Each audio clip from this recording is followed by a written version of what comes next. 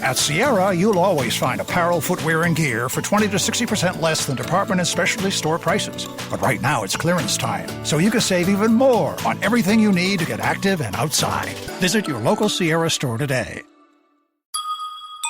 If your roof starts to leak or your floor's really squeak, you live in a money pit.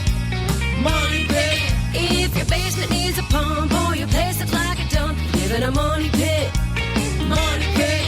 Pick up the telephone. Fix up your home sweet home by calling 888-MONEY-PIT. The Money Pit is presented by Ladera by Pavestone and RoofMax Roof Restoration. Now here's Leslie Segrete. Coast to coast and floorboards to shingles, this is the Money Pit.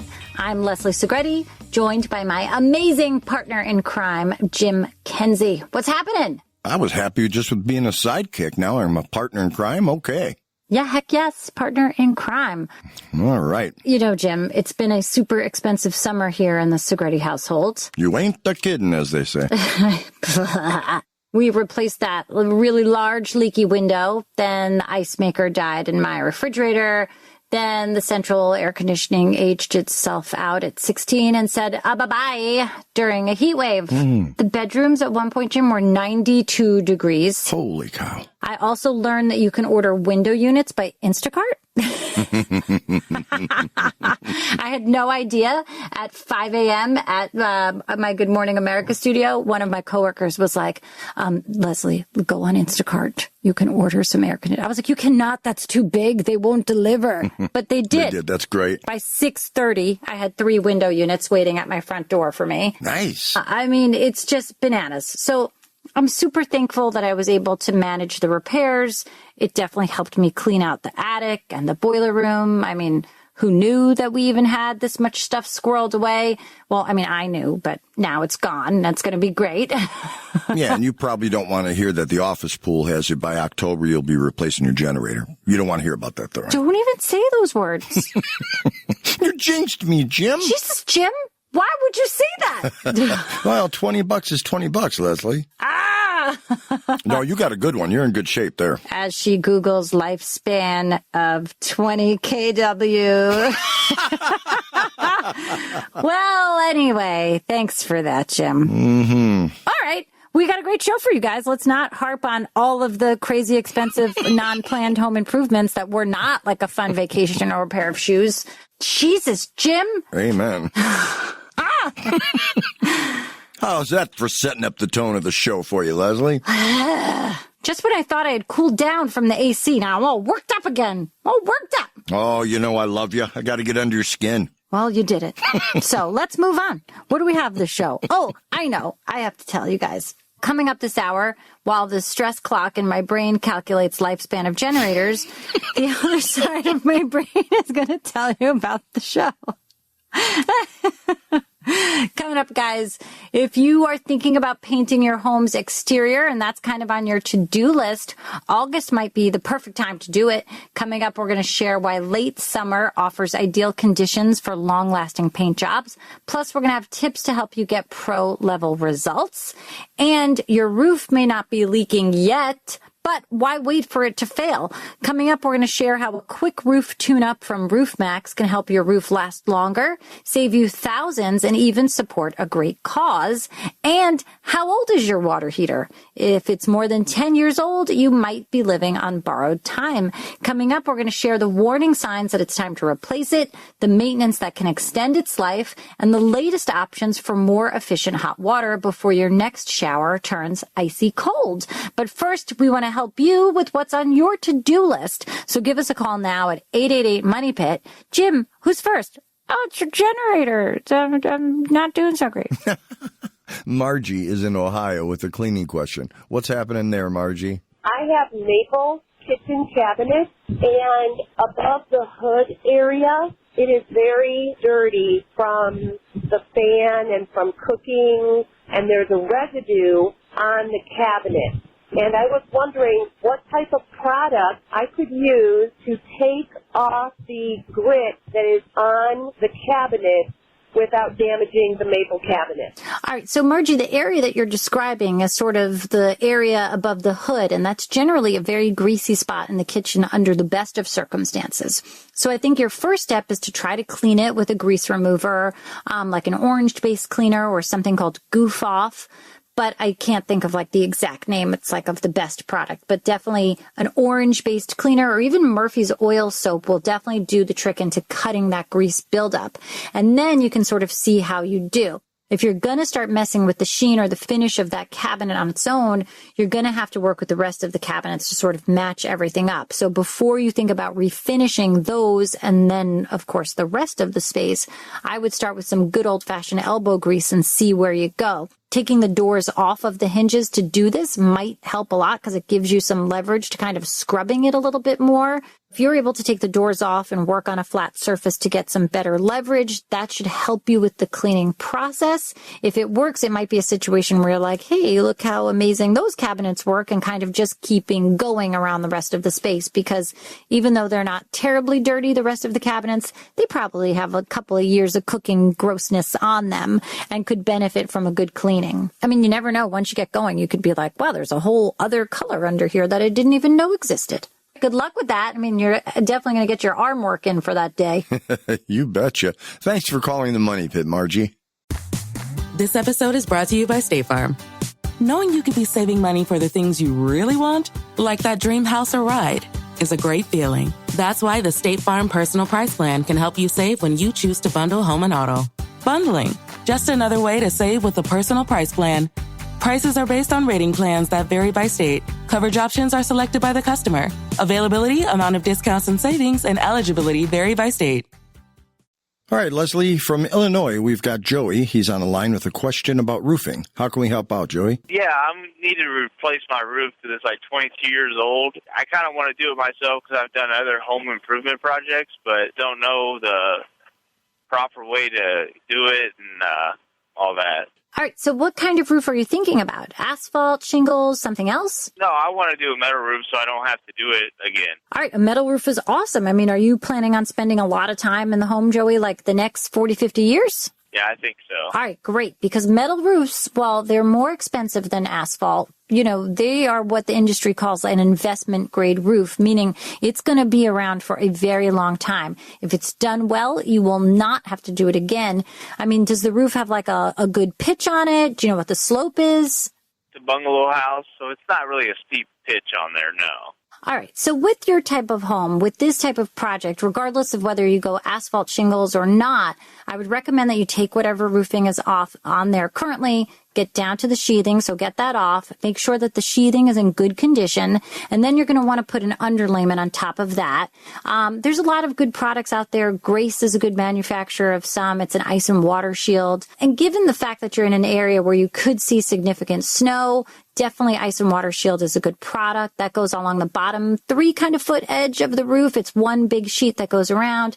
This way ice dams won't form and get under the roof and cause leaks.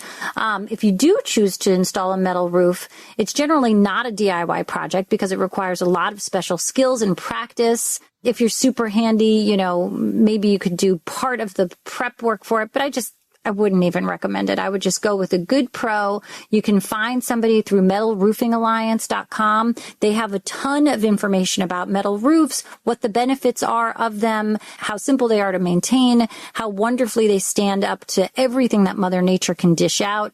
So a metal roof is a great investment. I mean, definitely you want to check that out and see if that's an expense that's within your budget. If not, make sure you do the right prep work, make sure the sheathing's in good shape, good underlayment, and then you can pick an asphalt shingle that has a 25 or 30 year tab, and then that should help you along in the whole process, and the house will look great with the new roof. Okay, thank you. Hey, you're tired of living in a money pit? Well, we're here to help. And if you want us to help out, it would be awesome if you could leave us a 5-star review on Apple Podcasts. Just go to moneypit.com/review. It's only going to take a minute, and it means the world to us. Well, this summer has been a hot and sticky one, and I'm not at all bitter about it. But if your doors are sticking or maybe they're not closing right this time of year, you can blame the humidity. really is terrible for a lot of reasons. But mostly the wood on your door is going to absorb that moisture and then it's going to swell. And that's going to cause your doors to rub or stick in the frame. And there is a quick fix. Try tightening those hinges up first. That alone can realign the door. If that doesn't work, just lightly sand the edges where you're seeing the door binding and then seal that edge of the wood to prevent from future swelling. And don't forget, check your home's humidity. If you can try to keep it under 50% with a dehumidifier, that can make a huge difference. And once it's fall, all will be right in the door world again. Seriously, and in lots of different ways. Come on, fall. All right, guys, pick up the phone and give us a call for help with your place at 888-MONEY-PIT. Jim, who's next for the Money Pit? Rochelle from Delaware left us a message regarding her foundation. Let's give it a listen. I have a 2-bedroom ranch, which is on a concrete slab. The foundation has a crack in it, and my kitchen floor is starting to dip. What can I do to resolve this issue? Well, Rochelle, this sounds like it could potentially be a serious problem. So first question is whether or not this is an active crack. I mean, all foundations have cracks, but is there clear evidence that this is active? It keeps changing. It's ongoing. With that, you might need somebody like a professional person to come in and determine what's happening. You may, if you suspect that's the case, want to hire either a structural engineer or at least start with a professional home inspector to take a look at it. You don't want to hire a contractor because they're going to be like, oh, well, this is what I would do to fix it. But they might not be truly seeing the cause of the issue. Somebody like a structural engineer is going to determine what's going on, if it's active, what the extent of the problem is, and how you would repair it. I don't know how old your house is, but in Delaware, builders are required to place a 10-year structural warranty on homes. So if that's the case, then you definitely need to give notice to the warranty company as well as your builder. And not just the builder, but both the warranty company and the builder, so that there's a record of you making this claim within a 10-year period, if that's the case. So hopefully that helps you kind of determine the best route. But I think definitely getting a structural engineer in to kind of determine what is going on would be a huge sort of peace of mind and a good starting point. All right, good luck with that. Well, as summer starts winding down, you might be thinking the window for big outdoor home projects is closing. But when it comes to painting your home's exterior, August might actually be the perfect time to get this job done. Now, here's why. For paint to cure properly, it needs a sweet spot of weather. Not too hot, not too cold, not too humid. And guess what? August can sometimes deliver that exact temperature spell. Longer dry spells, lower humidity, more consistent daytime temps that hover sort of in the range between like 70 and 85 degrees. So if your siding is looking faded, that trim is peeling, or your front door could use a facelift, now might be the best time to tackle it before fall's cooler, wetter weather starts to set in. But here's the thing. Hot days do still sneak up in August, heck, even in September. So if you're painting during a warm spell, aim for those early morning hours or later in the day hours. Direct midday sun on a hot surface can cause that paint to dry too quickly, and that's going to lead to cracking or uneven textures. Surface prep is going to be key too. You want to make sure to clean the siding with a gentle power wash or a scrub down first. Dirt, mildew, chalky old paint, that can all mess with the adhesion. And don't skip on the primer. It's going to help your finish last longer and look better. Now, choosing the right paint also matters. For exteriors, you want to go with 100% acrylic latex paint. It's going to resist fading. It expands and contracts with the weather, and it will hold up beautifully over time. And if you're painting a deck or a fence, August drier days make it easier for those stains and those sealers to soak in properly and cure without moisture interfering. So here's your sign. If painting's been on your to-do list all summer, now is the time to get it done while the weather is on your side, and you're going to head into fall with a fresh, protected exterior that can take whatever the season brings. Fresh homes for fall. I love that look for crisp days ahead. Jim, who's on the phone next? I just met a girl named Maria. Leslie, we've got Maria on the line who's dealing with a carpet situation. What's happening in your money pit, Maria? So my boyfriend and I just bought a house, and the front step is like all carpeted, and it's kind of hard to like take off. And I love your guys' podcast, and I listen to it like all the time. And I heard like you can tile over the carpet, and just like the people before us bought a new door, and so there's just not a lot of room. Okay. And so I wondered if there was something else to, make it a little more curb appealing and not have like that slick texture of the concrete, because like it can get wet. There's like a hose hookup just right there, so I want to be able to use that. I just need some suggestions.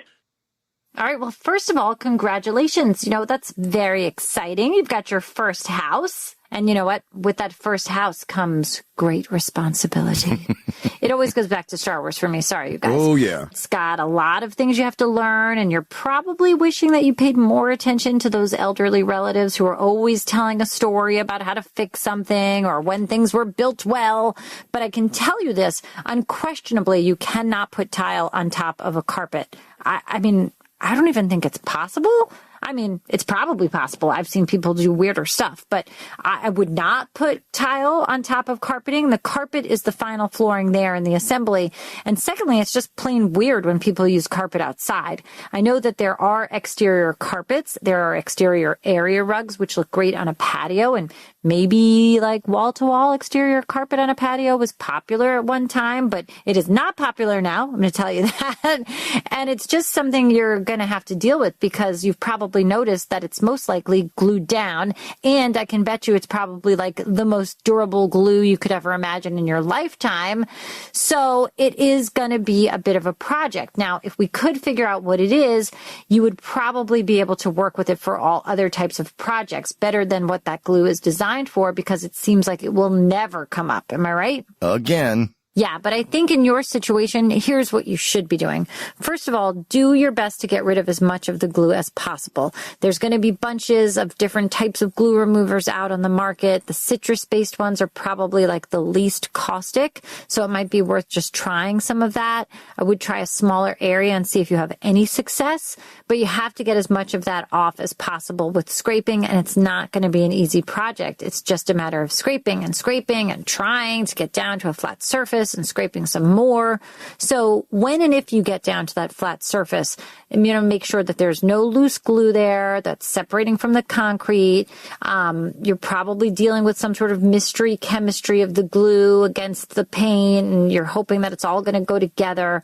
But I think you can probably paint that slab once you have as much of that glue removed as possible. And I would probably go with an epoxy paint because it's super sticky. It's going to stick well to that surface. It's 2 parts, and it's the same kind of paint that you see like for a garage floor. You could also take a look at the products by Daich Coatings. That's DAICH Coatings. That's their website, daichcoatings.com. They've got a specific product called Track Safe, TRAC. It's an attractive coating, and it's designed to give you traction. So it's really meant for a slippery surface, and it could be a perfect application. It's good for areas where you've got, a pool, or maybe you're slippery in the wintertime. So I would definitely check out Track Safe. But first, try to get off as much of that glue as possible. Rip off that carpeting, get all that glue off, and then try to your best way to basically resurface this. So Track Safe or some sort of concrete paint that's really going to do a better job of sticking and staying put. And then it'll all be behind you, and you never have to do this again. And you've got a great story to tell your friends about like weird carpeting outside, because that is weird. I haven't had to do this project in God knows how long, but I know from doing this that it is difficult. And I've never heard one repeatedly say like, oh, that was a great project. Can't wait to do it over and over again. They don't want to ever do it again because it can be a lot of work getting that glue off of concrete. It's just so porous and it sticks so well. So you can try a couple of different of those chemical glue removers and see how it works. Definitely use a floor scraper, and the floor scraper you can actually get on a pole too, like a painting stick, so you're not bending down or on your hands and knees so much, and you can get some good leverage. You can use an angle grinder to get off some of that really cured, hardened paint. It's just you don't want anything to get gunked up on that grinding wheel, so you only want to use it on areas where the glue has not yet to start to dissolve. But this is really a labor project. It's just really a matter of scraping the heck out of it and seeing how you do from there. All right. Well, I'll give it a go. Yeah, I mean, I don't know why you're not jumping to do this project. We definitely made it sound super fun, right? It's so great. Not a lot of work at all. Party. Aw, man, good luck. Will do. Thank you, guys. On WhatsApp, no one can see or hear your personal messages. Whether it's a voice call, message, or sending a password. To WhatsApp, it's all just this. So whether you're sharing the streaming password in the family chat or trading those late-night voice messages that could basically become a podcast, your personal messages stay between you, your friends, and your family. No one else. Not even us. WhatsApp. Message privately with everyone.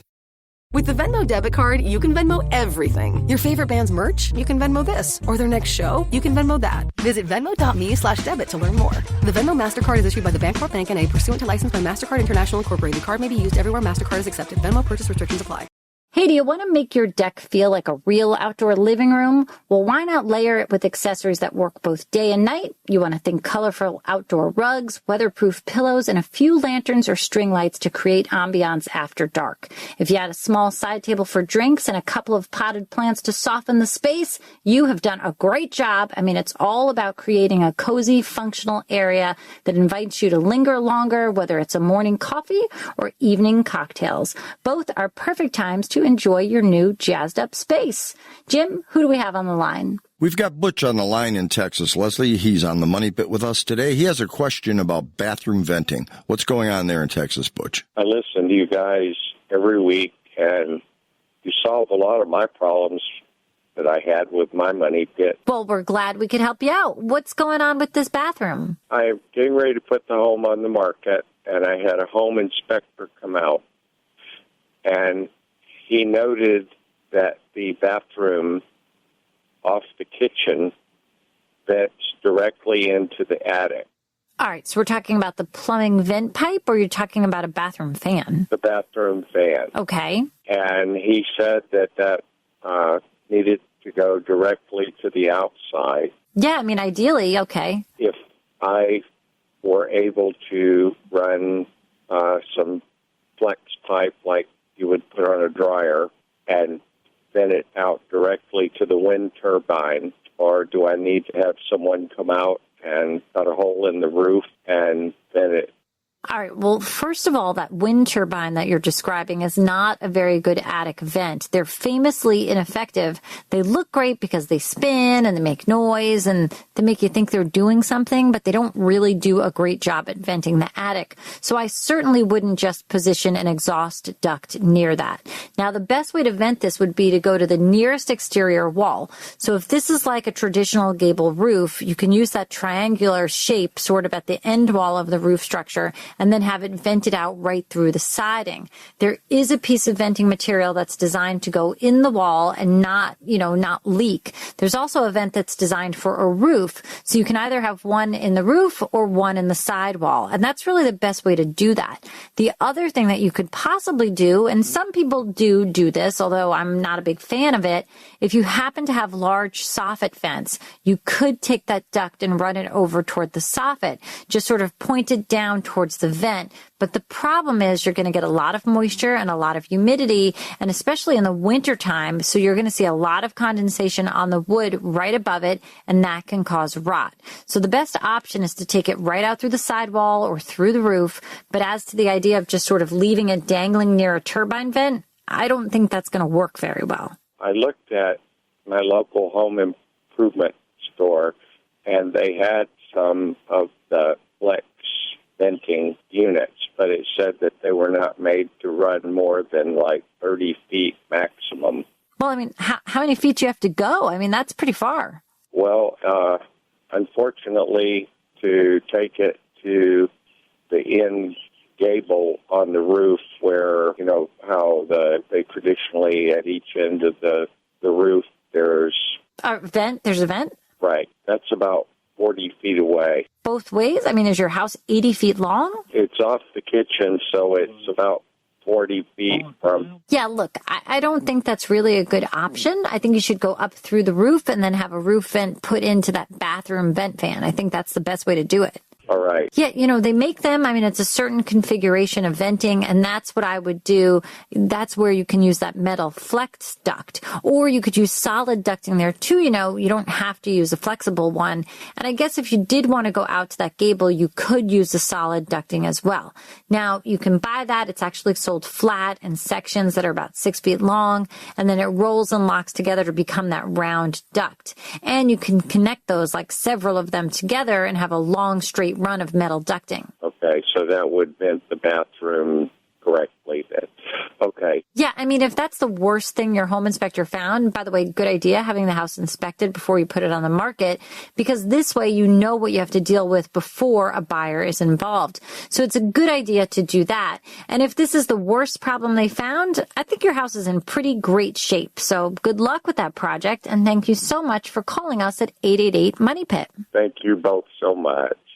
So when's the last time you thought about your roof? If you are like most homeowners, probably not until you see a leak or a shingle in your yard, but your roof is your home's first line of defense against the elements. And just like your car or your HVAC system, it needs a little attention to stay in top shape.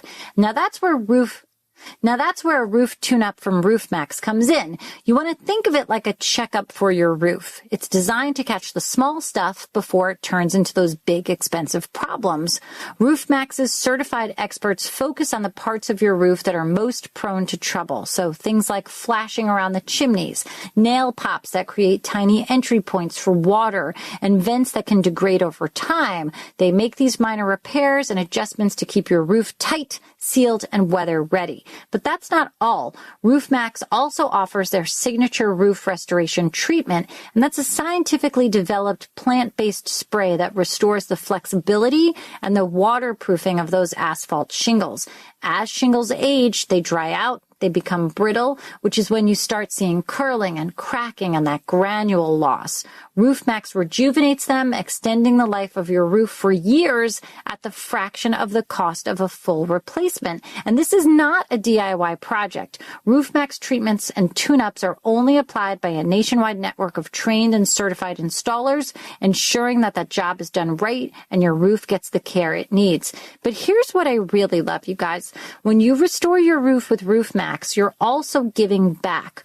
RoofMax has partnered with the Dave Thomas Foundation for Adoption, helping to find forever homes for kids waiting in foster care. So your home gets the protection it needs, and you're supporting a fantastic cause at the same time. So if your roof is showing its age, or if you just want to avoid the hefty price of a full replacement, call in the pros at RoofMax for a roof tune-up. Your home, your wallet, and even your community will thank you. A great service and a great cause. Win-win. Well, while the AC was busted here at the Segrete household, I was doing anything to stay cool, and that meant finally saying goodbye to my old favorite incandescent bulbs. I swapped everything out for LEDs, especially in rooms when you're running the air conditioning, guys. Those old incandescent bulbs, regardless of the efficiency of that incandescent, they give off a ton of heat. That's going to make your air conditioning work harder. That's going to make the room feel hotter.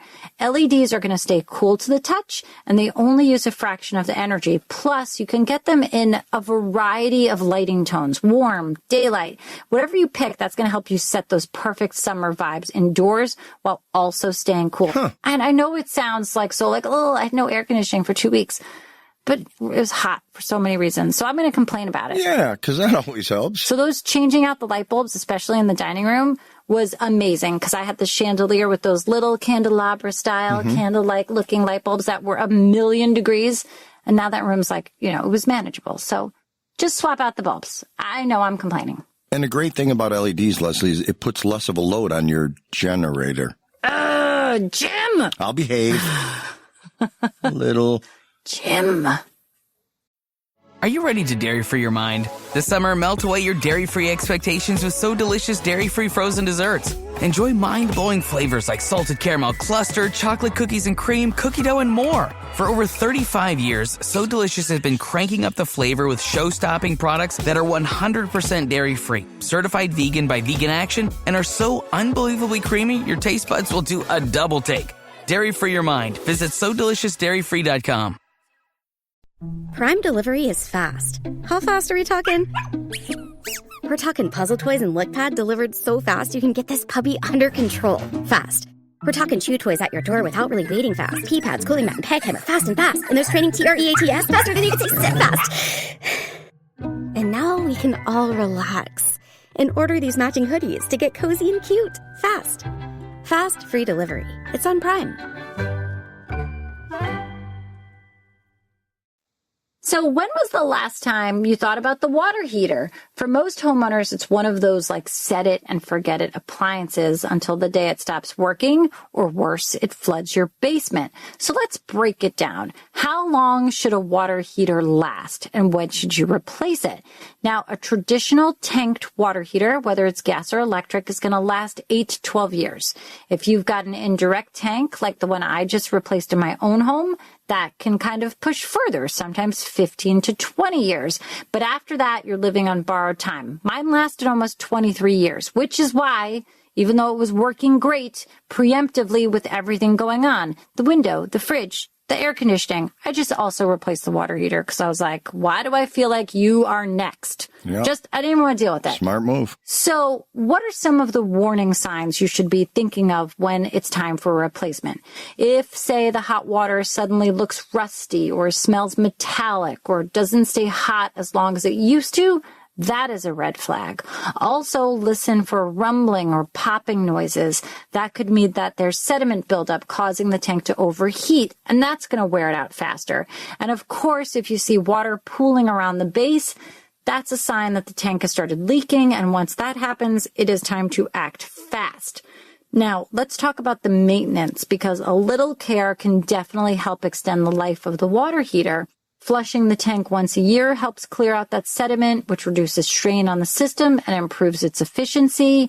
You want to check the anode rod. That's a piece that helps prevent corrosion inside the tank. Replacing that every few years can buy you extra time before replacement.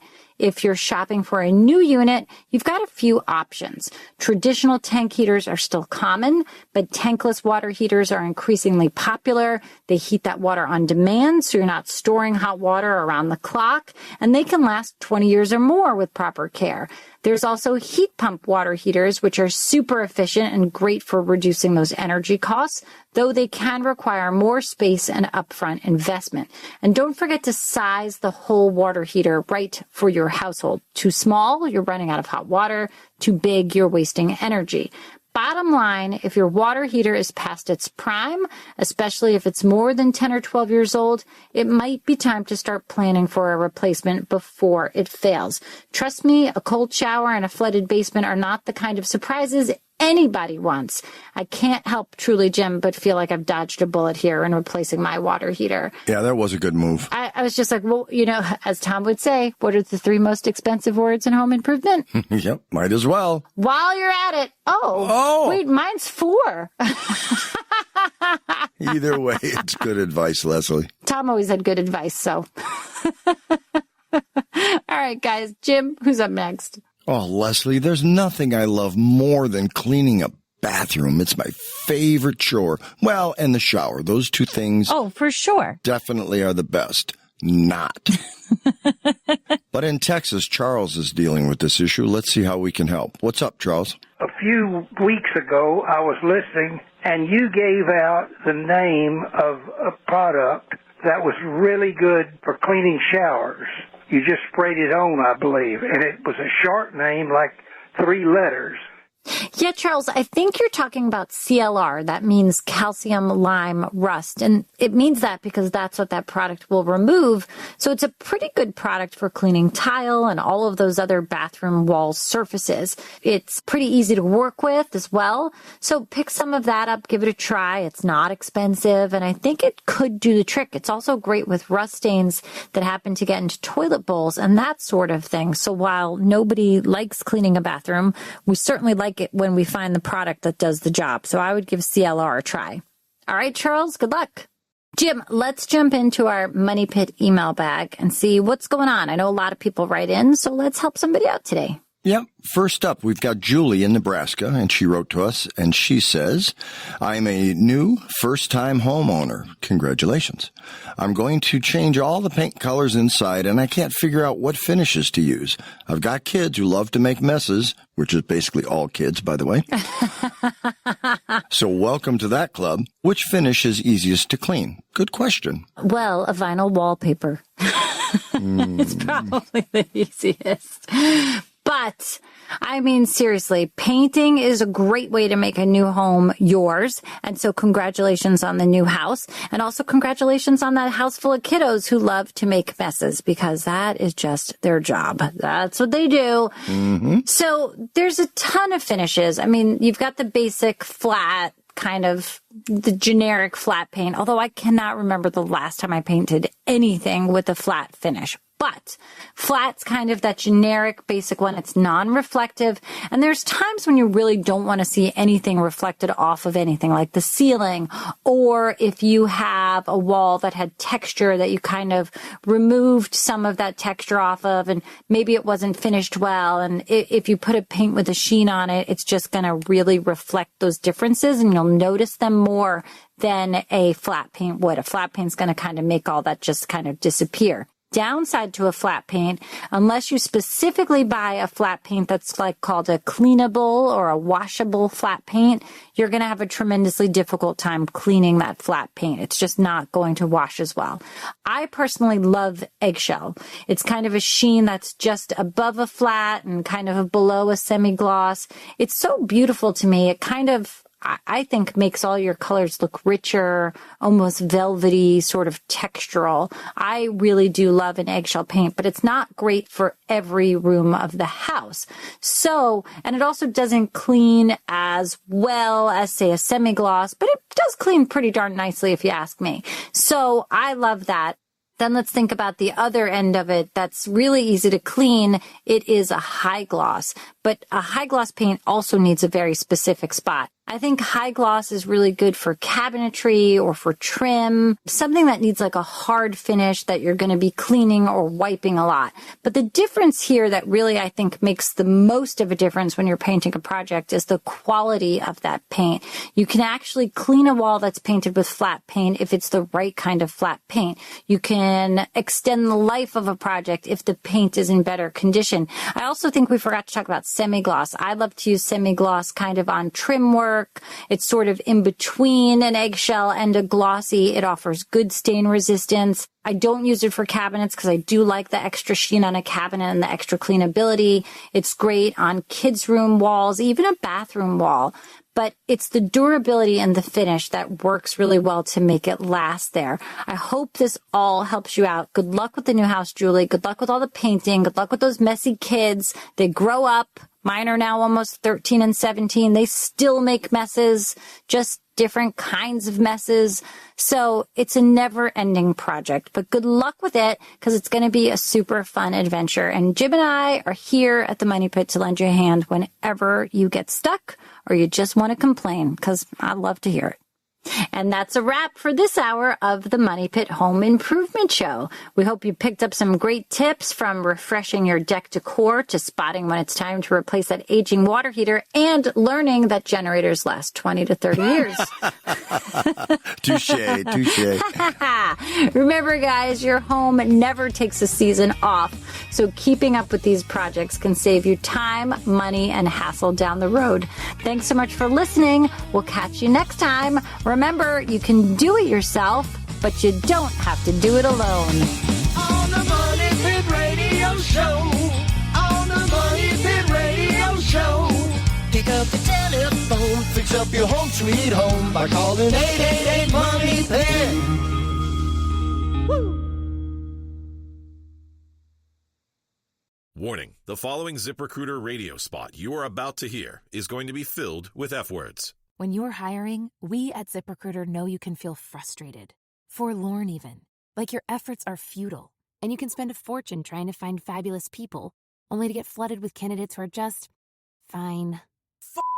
Fortunately, ZipRecruiter figured out how to fix all that. And right now, you can try ZipRecruiter for free at ZipRecruiter.com/zip. With ZipRecruiter, you can forget your frustrations because we find the right people for your roles fast, which is our absolute favorite F word. In fact, 4 out of 5 employers who post on ZipRecruiter get a quality candidate within the first day. Fantastic. So, whether you need to hire 4, 40, or 400 people, get ready to meet first-rate talent. Just go to ZipRecruiter.com/zip to try ZipRecruiter for free. Don't forget, that's ZipRecruiter.com/zip. Finally, that's ZipRecruiter.com/zip. When we started writing our thoughts down on paper, it opened up endless possibilities. Ideas could grow beyond the borders of the mind, and it changed the world. Somewhere along the way, we lost touch with paper, distracted by devices made for every purpose except for thinking and focus. On edge, waiting for the next notification. But what if new technology didn't pull us away from paper, but brought us closer to it? Listen.